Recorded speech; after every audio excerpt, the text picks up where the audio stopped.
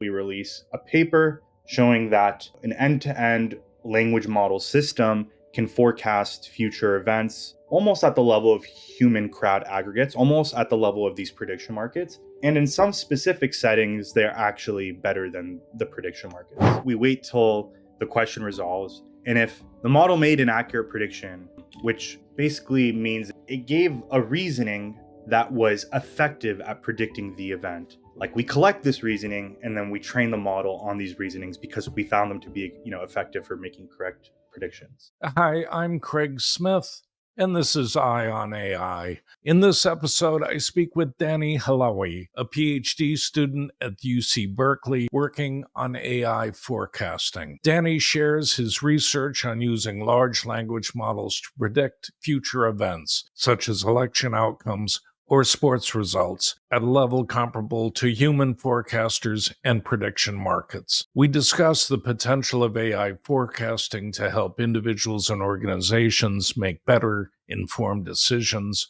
the architecture of the AI system Danny and his colleagues have developed, and the challenges of improving its accuracy further. Danny also provides insights into the world of prediction markets and the wisdom of crowds. I hope you find the conversation as fascinating as I did. AI might be the most important new computer technology ever.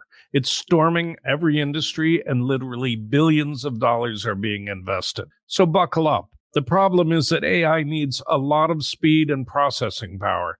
So how do you compete without costs spiraling out of control? It's time to upgrade to the next generation of the cloud, Oracle Cloud Infrastructure, or OCI. OCI is a single platform for your infrastructure, database, application development, and AI needs. OCI has 4 to 8 times the bandwidth of other clouds, offers one consistent price instead of variable regional pricing, and of course, nobody does data better than Oracle. So now you can train your AI models at twice the speed and less than half the cost of other clouds. If you want to do more and spend less, like Uber, 8x8, and Databricks Mosaic, take a free test drive of OCI at oracle.com/eye-on-AI. That's EYEONAI, all run together.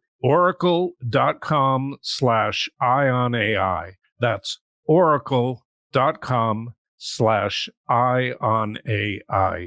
Yeah, I did my undergrad at UC Berkeley in computer science. At the time, I was very interested in computer security. After graduation, I worked at Google and Robinhood, where I was doing machine learned fraud detection. And then, around the time that GPT-3 came out, uh, I, I thought it was a big turning point for AI, as a lot of people did, both from an advancement standpoint and also just as a, what are the implications for broader society? As a for the labor force, just from a safety perspective. And so I felt compelled to sort of like go back to school and do work in this space. So I started working with Jacob Steinhardt at UC Berkeley, was really interested in understanding how models work. We know that models work very well. We know neural networks are strong, but we don't necessarily know how they work. And so this is a this is a problem that really gripped me because these things are deployed in high stakes situations, but we have no idea what the underlying algorithm that they're implementing is to make decisions and do various tasks. So this is one area of research that I was very interested in. And then recently we've done work on automated forecasting with AI. So this is like forecasting future geopolitical events with AI systems. Um, we believe that this has implications for AI safety and also just implications for the broader public, how they could potentially use this technology if it were to work. So you can imagine that if we had a system that could forecast future events better than humans, we would be able to understand the results of taking certain actions and making certain decisions. And if we could understand those things, we could make better informed decisions on what actions to take. So Currently, we have forecasters that are humans that forecast different events. So the really good ones are called super forecasters. And the thing with super forecasters is that there's not a lot of them, and they're expensive. So if you can have a machine that could forecast at the level of humans, this would be very valuable because you could distribute this technology, you know, widely, and people could use this to make more informed decisions. And then also, you can imagine as AI gets really advanced, using AI to forecast AI itself, meaning using AI to forecast when AI will be able to do a certain thing or when it will get to this level of capability is really important so we can understand, what is the world going to look like in 2 years. Mm. So these were the two things that got us interested and using AI for forecasting. And yeah, that's what I've been up to recently. Yeah. And so tell me about the system that you've built and the paper that you wrote. I guess start with the prediction markets, which I wasn't really aware of, and how those function, and also how the super forecasters function. Uh, are they doing deep research around a, a, an event? Yeah, absolutely. So I guess the thing I'll start with is some context, which is the thing we're doing is referred to as judgmental forecasting versus time series forecasting. So time series forecasting typically excels when data is abundant and when it doesn't change much. So it's under minimal distributional shift. And here in this field, you take tools from time series modeling. So, like, you can imagine if you want to forecast the weather, you just collect a lot of data that you have currently in the environment and you use some time series modeling to make a forecast about the weather. Judgmental forecasting, on the other hand, is where people assign probabilities to future events based off historical data, their intuition, their estimates, and their domain knowledge. So it's like very much intuition based, and it's very much just thinking about, what are the possible outcomes, what are the factors that I should consider, and what are the probability of the different factors. So we are interested in the field of judgmental forecasting. Okay, and to study this, you can take a look at prediction markets.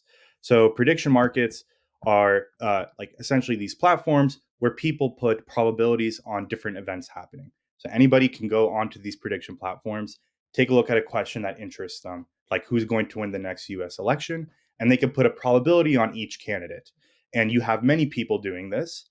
And based off what people think, this will determine what the platform or prediction market thinks is the true probability of this event. So if you have like 500 people putting a probability on, Trump or Biden or some other candidate winning, and you take a look and you aggregate all this information of what all these different people think, the the prediction market puts a probability on the event. So like one natural concern is like, okay, well, some humans are probably better at forecasting than others. So like, why should the platform consider everyone's probability?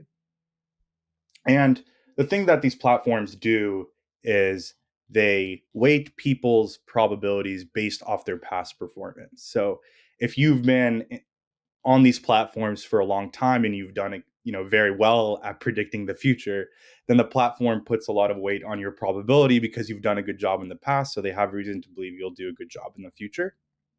Um, and another interesting thing I'll say about these prediction markets is that if you take a look at the aggregate forecast of forecasters, so you take a look at what the prediction market says is the probability, which it is based off of the individual forecasters. This probability is usually more accurate than the probability reported by the expert forecasters. And Hmm. the reason why this happens is because different every individual has their own biases. They base their forecasts off the information that they find compelling. And when you average the probabilities across like many different individuals, you're sort of getting all the different pieces of information that each individual is considering, and you're also sort of averaging out this bias factor that each individual has. So you like this is referred to as like the wisdom of the crowd. um, and that's why prediction markets are a very valuable tool and are very successful. And it's because, like, by taking what everyone thinks and averaging them in some way, you can get a more accurate forecast than you would have. So that's basically, you know, the field of judgmental forecasting, and this is sort of the state of prediction markets. I guess I'll also add that there's been I mean, prediction markets have been around for a bit, but there's been a lot more excitement about them recently. So like just a lot more user participation. This has almost become like a trend or a fad where people go on these like prediction markets and just, start making probability start submitting probabilities for different things. And people will even like, start like propose their own questions. So there's been a lot of excitement in this space and a lot of attention. Um, and which I think is a good thing for this field. You Let me just ask before we go on to Sure. from that the what's the accuracy? Is there sort of an aggregate accuracy for the different platforms? And I would imagine that when you break that down to different domains, they're more accurate in some domains than others. Uh, yeah, and then if they are 70% or above accurate, are people using them to gamble? Because that seems like an obvious use case. Yeah, so I think certainly, so these prediction markets don't actually use real money. So that's important to say. You're not actually going on and placing a real bet, although that would probably increase the accuracy of some of these questions, because if you're actually using real money, maybe people are more incentivized to really uh, think through the question. Um, People do like rely on the prediction markets for making their own decisions.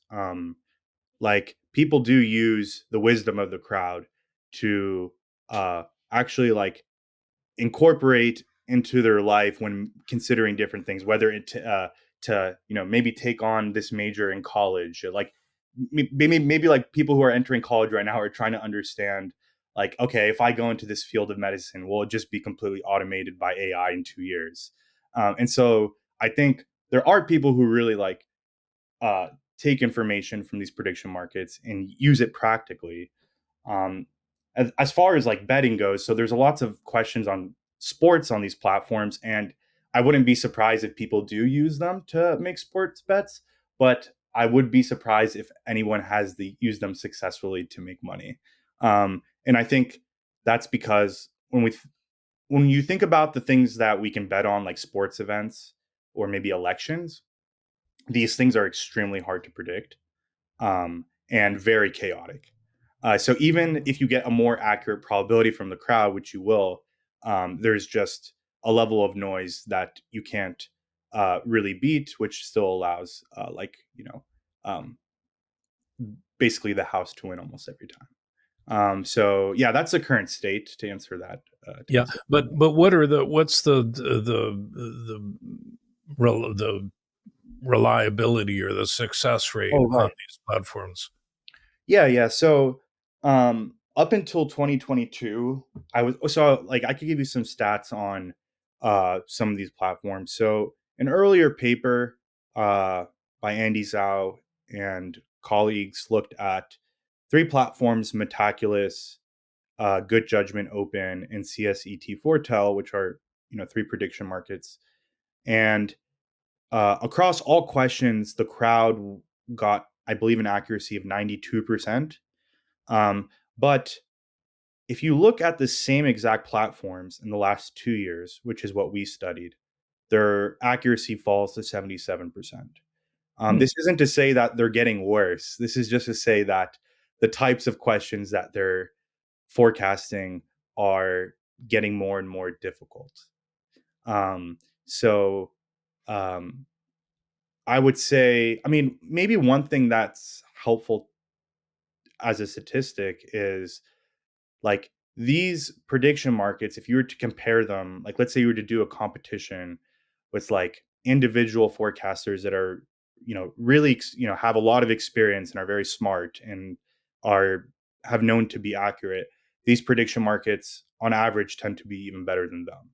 Hmm. Um, so the accuracy will completely just depend on the difficulty of the questions you're considering. But as far as like how powerful are these markets, I would say that they're quite strong, and I think that they will only continue to get more strong as you get increased participation. Yeah, but before again we go into your uh, paper and your system, just aggregating the predictions of the prediction market seems to would be one step towards a stronger prediction. If you have, I don't know how many there are, 5 or 10 markets, uh, probably the questions are phrased slightly differently, and that would create a some noise. But yeah, can you boost the prediction simply by aggregating the prediction markets themselves?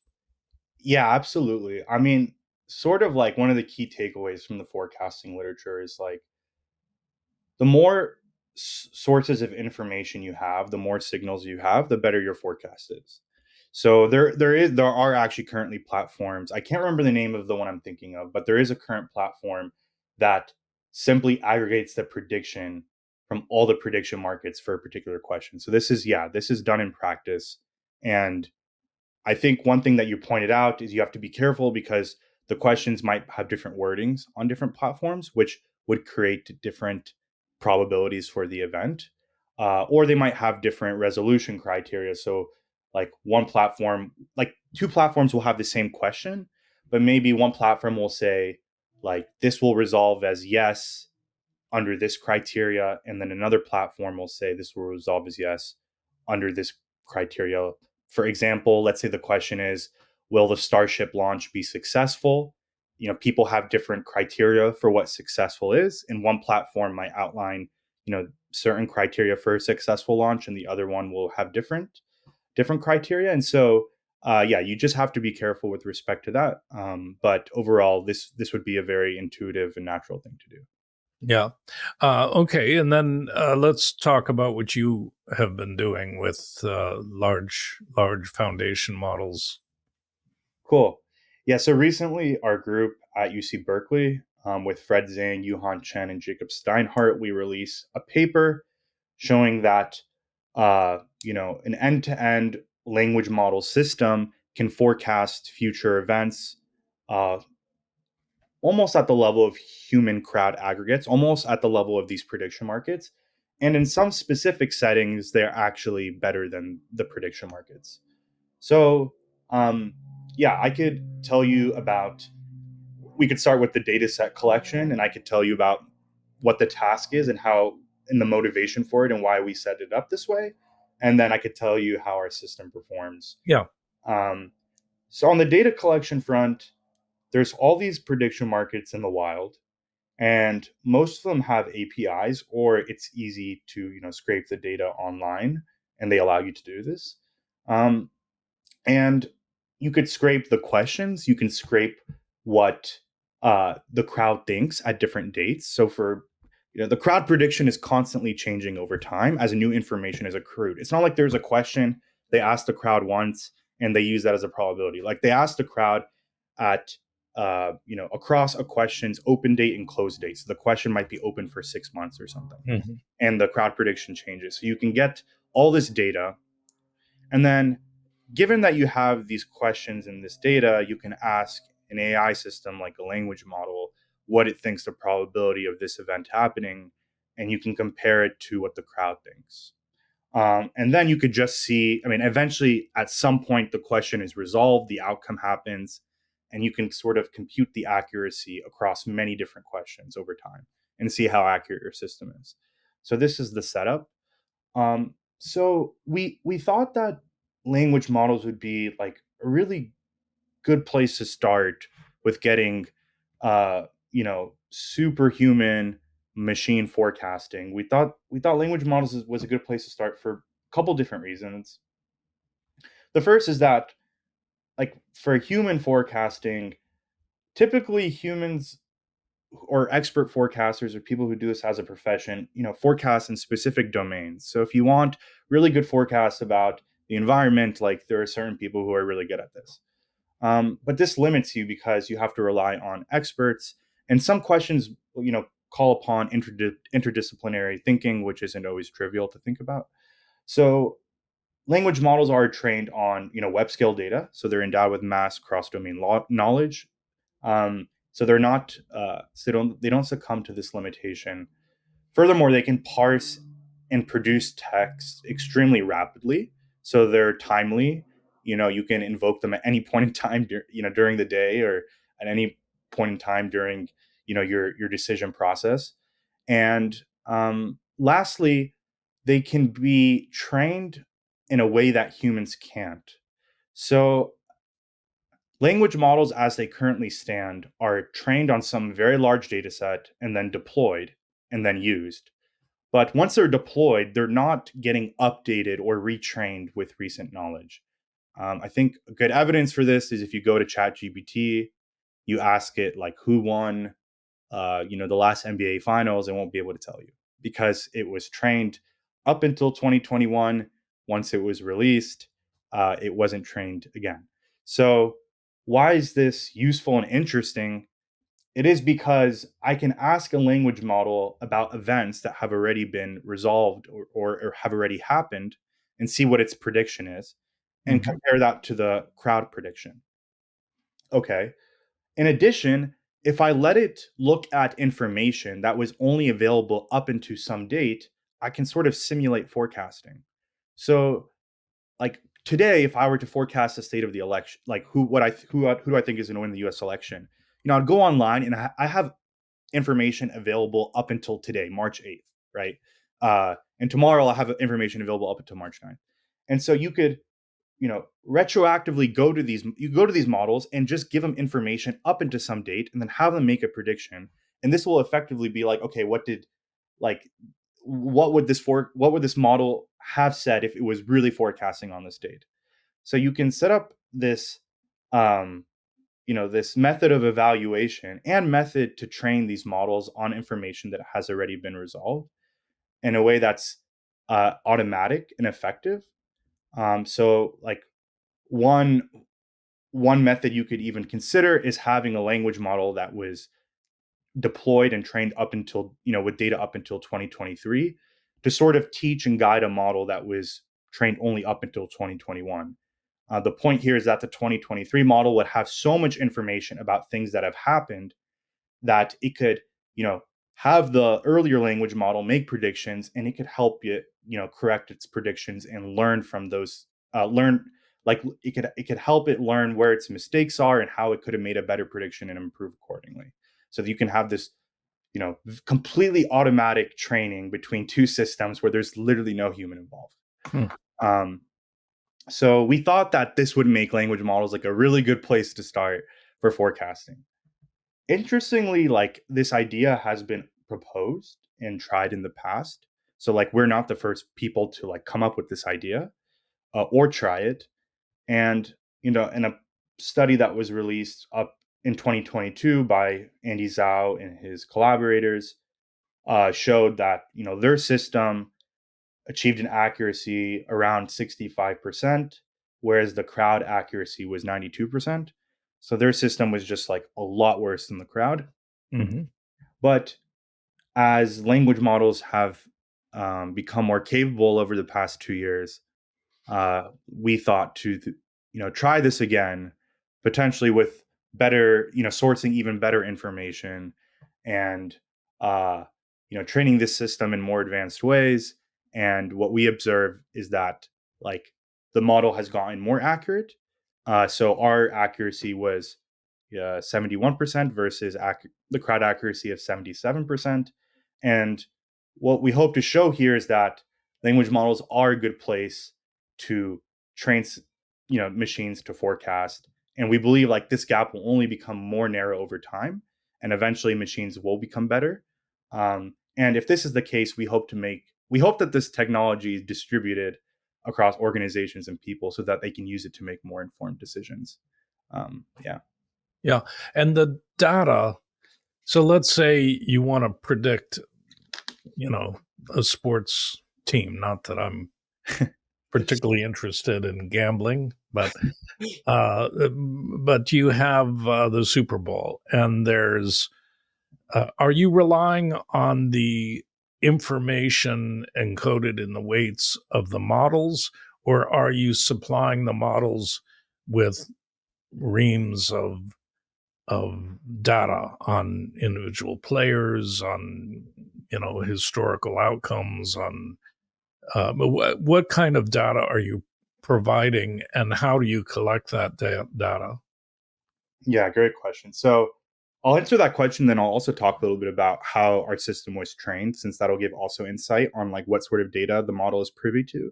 So yeah, so at test time, when we're actually having the model make forecasts, what we do is we give it access to essentially the internet. So up until some date, of course, because we don't want it to have information after a date. And what it has access to is what we let the system do is decide what it wants to search on the internet. So for forecasting, let's say the Super Bowl, the system has the system will say, okay, I want to see what experts are saying. I want to see who's currently injured. I want to see what the weather is going to be like for the game. So the system itself will come up with everything that it want, what types of information it'll want to see, and then we go and grab that information. And then the system looks through, let's say, 300 articles, and it determines which ones are relevant and which ones are irrelevant. So like when you go try to look up the answer to a question on Google, like you might have to look through a few articles before you actually get the answer to your question. So that like the system does the same thing. We grab a bunch of articles and we decide which ones are like most relevant to the questions it was asking. Okay, and once And, you and have let me just stop. When you say grab the articles, are you talking about physically downloading content and then uploading it to the model? Are you talking about copying URLs into the model, or yeah, how does that happen? yeah, so we grab the content of the article, and the way we do this is we use news APIs. So there's a bunch of news APIs out there. Google News is one we used. Another one, there's this startup called Newscatcher, which we think sources like excellent information. I Mhm. expect them to do very well, and they provide the body content of an article. So we load this into a data structure, all the content in each individual article, and then we have the model go through each article and look through the article end to end and see if the information is relevant. So like this is step one. Okay, and let me stop you there. When you say you are you putting the content into like a vector database, or are you Yeah. uploading PDFs to the model, or how Yes, does that we're feeding it into its context. So just like you prompt it, like just how you go on like some web app and prompt a language model a way that we typically do as just common users, this is exactly how it's being done. So we're not like embedding the model we're not embedding the article in a special way or encoding it in a special way. We're just giving the plain text to the model within its context and then asking it some questions like, do you think this is relevant given like what you wanted to know? Does that make sense? yeah. Cool. um so yeah, so once you determine which articles, once the system determines which articles it finds relevant, the next step is to summarize this information. Why do we summarize this information? It's kind of for the reason you just said. So we're giving this information to the model within its context window, which might be 16,000 tokens or 32,000 tokens. So we have a limited space to work with. So we take like the 30 most relevant articles and we summarize them to condense the information. And then we give it to like a final language model and say, okay, look, these are all the retrieved articles based off the questions that you ask, based off what you found was relevant. Finally, like apply these like forecasting methods to make a forecast. These forecasting methods could be like, what do you think the reliability of each information is? What do you think, like for each piece of information, how much weight do you put on this for affecting the outcome? Uh, Mhm. uh, and like what is the historical base rate of this event happening? That's another thing it might consider. So it just applies all these tools from forecasting and then makes a prediction. So that's how the system works in deployment. I've been talking to journalist, researcher, and some data scientists about uh, doing something similar, gathering information around a news event and seeing if uh, a large language model or an ensemble of models could determine the probability of truth of any particular narrative around that event. And the point is that there are narratives that are not adopted by the dominant narrative. There are sub narratives that are excluded. And you can think of a million examples in a conflict. Sure. There's eyewitness accounts on Twitter or social media that don't necessarily get picked up because they're considered too anecdotal or too biased or whatever. Uh, and in the same way, in this prediction, as you add data, presumably the prediction will change. I mean, if you're using the news sources, that's one source of information. But if you uh, use something noisier like Twitter or I don't know, I'm not young enough to be using social media that much, but whatever platform is active on a question, uh, you may get a different prediction. So, have you guys taken that into account? I think thinking about what sources of information tend to provide more reliable data is very important for forecasting. We let the language model sort of learn on its own what information it finds to be effective to rely on. One interesting thing is, I mean, one way you can measure the truthfulness of data is how well it can be used to predict future events, for example. Yep. So if you find that like all the information you source from a certain news outlet is always like really helpful for improving the accuracy of your predictions, like this is sort of saying, okay, well, this information, I mean, this is a good proxy for the truth of information. Yeah. One follow up that I've gotten from people along the same lines that what you just said is like using this for epistemics. So, I mean, one thing you could ask is, okay, given this language model, that can source information from all these articles and sort of like reason about this information, how many how many people's minds can be changed using this language model? Like if I give this language model to like 1,000 people, asking them some controversial question, and the language model can pull information from different news sources. One question you could ask is like, how many people's minds can it change on a certain topic?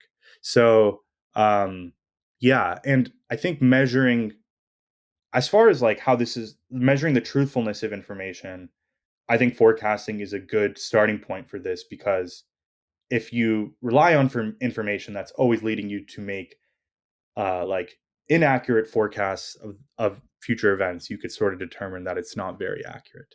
And during training of our system, like you could probably hypothesize that the model did learn which information to sort of rely, like which sources to rely more on and which sources not to rely more on. And you don't have to like train it explicitly to do this. It will implicitly learn to do this because it's trained to make accurate predictions, and better information will give you accurate predictions. Yeah. So you're relying solely on generative models, or are you? I mean, this sounds like a perfect use case for reinforcement learning. So I think reinforcement learning has a lot of potential applications here to make this model stronger.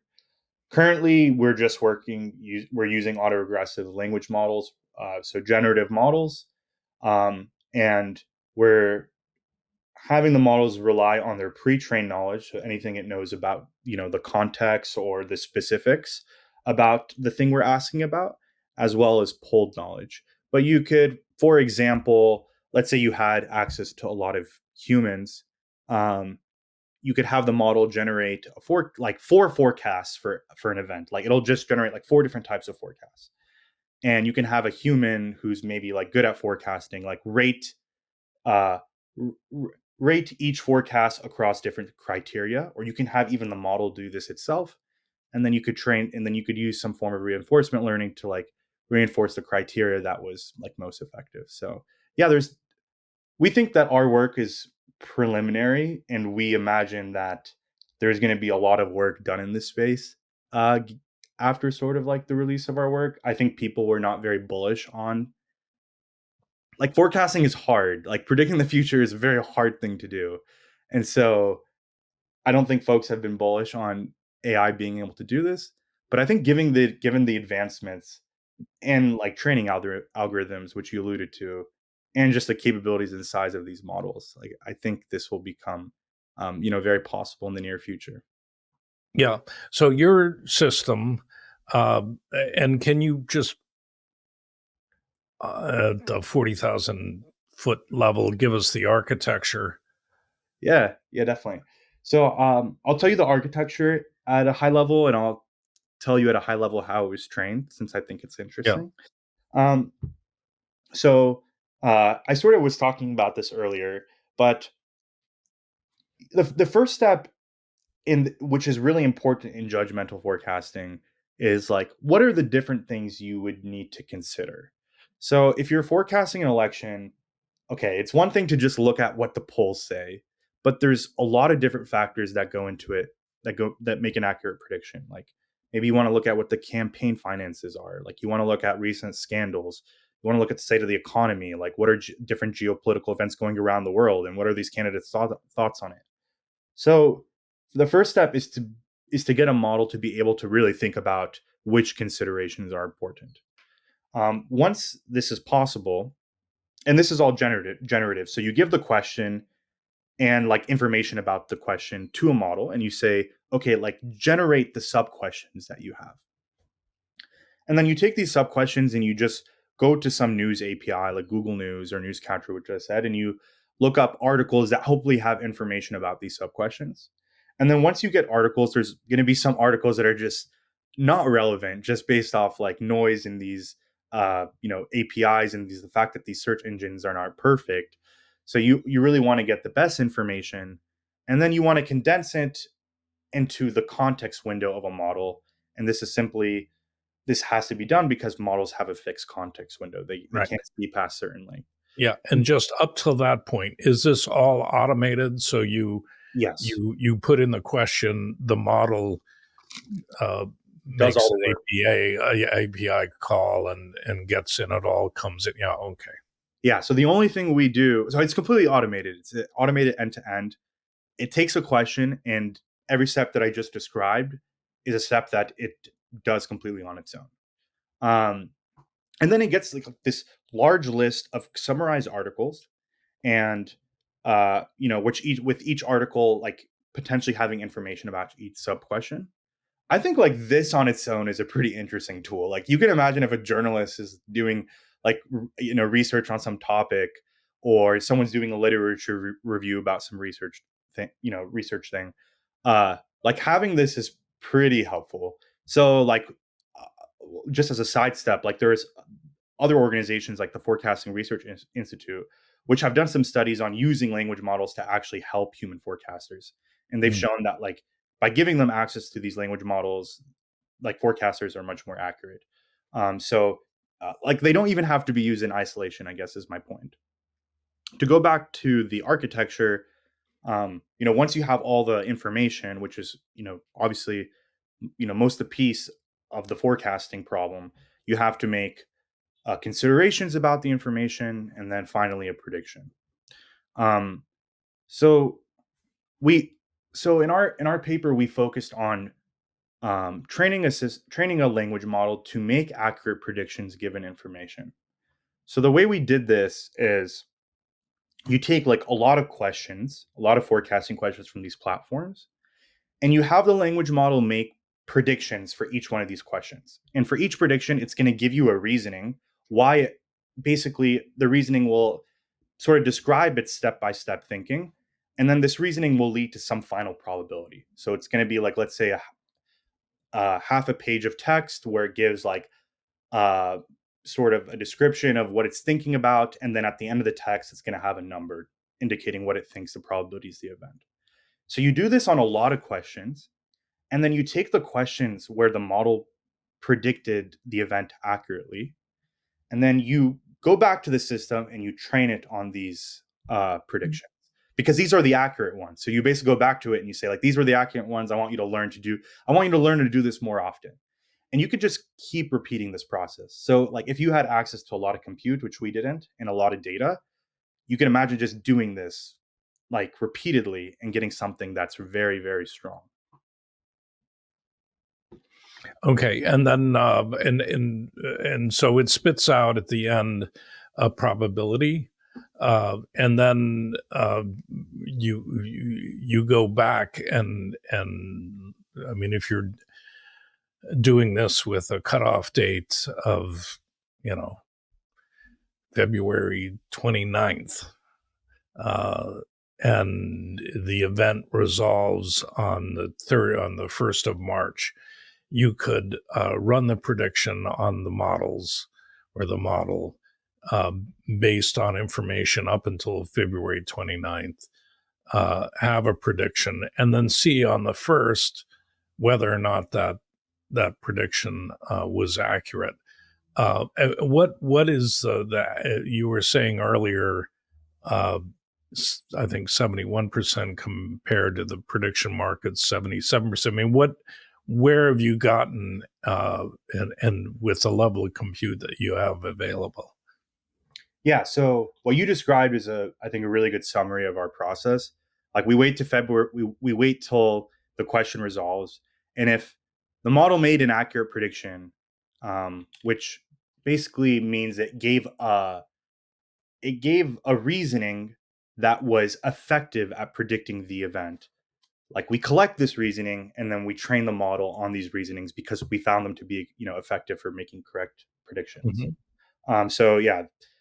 And then, as far as like where our performance stands, so one thing I will say about our system that I haven't said yet is that it's very good at forecasting events that are more uncertain. So we found that it's actually better than the prediction markets. So if you take questions, okay, where the prediction markets put the probability at between zero point 0.3 and zero point 0.7. So somewhere in that interval, it could be 0.4, it could be 0.65, but somewhere in the interval of 0.3 and zero point 0.7. If you just look at those questions, our system forecasts them at a level better than the crowd aggregate. Um, the reason why this is probably happening is because our so the model that we trained, which is GPT-4, was trained using RLHF, which basically um, made it so that it doesn't output predictions that are extremely confident. So the model is hedging even when the evidence is extremely clear. So, like, let's say the crowd puts the probability of it raining tomorrow at like 95%. I don't know.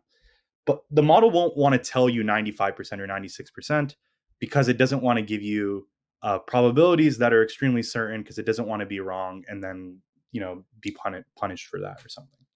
So, but for these events where the probability is like more uncertain, between zero point 0.3 and zero point 0.7, you just look at these questions, our accuracy is better than the crowd accuracy. And then on all the questions, yeah, so we got 71%. The overall performance is 77%. That gap is, you know, certainly smaller than the previous gap of 65% versus 92%. But Yep. I think there's still some ways to go. I think getting to the point that we did is easier than getting to the next point, which is at the level of human forecasters, or even better. I think this is going to be increasingly challenging and is going to require better information, more compute, and potentially better models. Yeah, and just on that, on doing better on highly uncertain questions, that could also just reflect how poor the human forecasters are on those questions, That right? is that's Yeah, true. That's yeah. true. I mean, Yeah, it's not absolutely. not that the model is so great at making because I don't know what the percentage accuracy you would have on that kind of a question, but if it was the crowd was between, what did you say, Point 0.3 and point 0.7. point 0.3 and point 0.7, and the model beats the crowd and it's point 0.4, you're still Yeah. you're still a long way from having a useful prediction. That is true. I think that's a fair point. I would say that my intuition is that it's not necessarily the case that like the crowd is not as good at forecasting at these questions. I think these are just questions with higher uncertainty. So like if you're trying to predict the last Super Bowl, it's going to be somewhere within that interval. Like you're not going to say like 49ers 95%. This would be a bad prediction. But it is to say that on that, like with these marginal differences in probability, our system is reporting something that is a bit more accurate on average, since we're considering over 1,000 questions and over 3,000 forecasts, etc. So it's not purely just noise, I would say. Yeah. Let me ask you something about just standard supervised learning, which now sounds like old fashioned Yeah. AI. Yeah. Uh, a couple of years ago, I got to know a no code company called Akio, who Okay. I'm a great fan of. Uh, and you can load in your data at that time. I mean, now they work with less structured data, but uh, your tabular data, and you and I used it as an experiment for an article I wrote on horse racing. I mean, what they were focused on was uh, sorting leads uh, for sales teams. So Okay. you have 10,000 leads. You don't know where to spend your time. You can't call 10,000 people. So you train the model based on past leads and as many columns of attributes, or I guess you call them parameters, as you can find on each lead, for which you know the ultimate outcome. And then you uh, the model learns to predict relatively accurately which leads are likely to convert to a sales. And then when you get a bunch of new leads in, you put it through the system, it ranks them according to their probability. So I was using horse racing data, of which there is a lot. I can't remember how many columns we had, but uh, we would we loaded it all in, and the last column is first of all we trained it on past races, Yeah. and then we loaded all these columns in, and the it was a classification algorithm. Is this uh, going to win or not win this horse? And then you would rank the probabilities, and it did an excellent job of predicting race time odds. Okay. And we would do this day before, and that was pretty amazing. Every now and then it would predict a win for a long shot, and I was betting, uh, you know, I think it was $2 bets on the top. I can't remember how I sorted it, but to see how I did, and I did pretty well. Except that if you're betting uh, on the favorites, the favorites aren't always going to win. So over time, you lose money. But if you bet only on the long shots, uh, because they pay so much more, you don't have to hit many of those correctly to make money. And then I lost my data source. I've always wanted to go back to it, Well, uh, but something like that could be another data point for your system, right? definitely. I think what you're alluding to is that there is so many different places in life where there's prediction involved. And this means that there is so much data. Like, let's just take horse racing. Like, this could have been part of the thing we trained our model to do. And you can imagine that if you get really good at predicting horse racing, like, that probably gives you some skill on predicting other sports events. So yeah, like I think like another use case that's sort of similar to what you just said is like imagine you take every company that ever tried, you know, to launch some product, and you take the ones that failed and the one that succeeded, and you train the model to classify whether it's going to succeed or fail based on like every single company that has ever tried to like go public or do something. And you could try asking the model about a new idea with your business plan and seeing what it thinks the probability of success is. Um, and this is just another way to teach the model how to forecast this type of event, which I imagine would allow it to gain skills that are useful for other types of forecasting. And this is why I think that like using AI and language models in particular to learn how to forecast, um, is we're in a current position to do this in a way that we haven't been able to previously with the amount of data and compute available, and I think could really revolutionize like technology and how we humans even make decisions and like assess things across the board. Yeah. Where do you go from here? You're over 70% against the forecasting platforms and super forecasters. Is that right? Right. Uh, what are you going to do with this? This is a research project. Is it? Are you taking it further? Marshaling more compute, more data, uh, adding reinforcement learning or a supervised learning classifier as another data point. I mean, what's the next step for you guys? Yeah, so my prediction is that some large company like maybe OpenAI is I'm actually already familiar with a large company that has contacted me that is really interested in this work and like want to put a lot of resources into it. So I think there is going to be at least one large company or organization that tries to push this to the superhuman level. Um, and then, yeah, like I think my main hope is that this technology happens. I think it has a positive consequence for the future. And if I didn't think that other people were going to work on this, I would probably do it myself. But yeah, that's where I think this project is headed. Yeah, in how these predictions could be used.